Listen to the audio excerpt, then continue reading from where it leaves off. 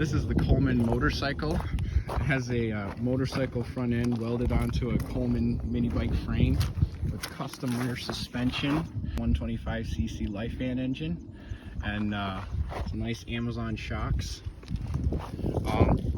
Right now the sprocket is too big in the rear, so it doesn't really go that fast. It only has a top speed of about 50.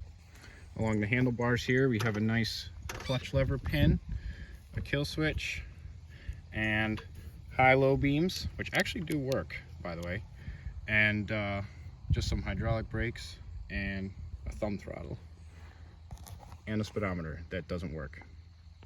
It also has a self-clearancing fender, a custom gas cap, and a Mikuni VM22 carburetor upgrade, as long as with a custom exhaust.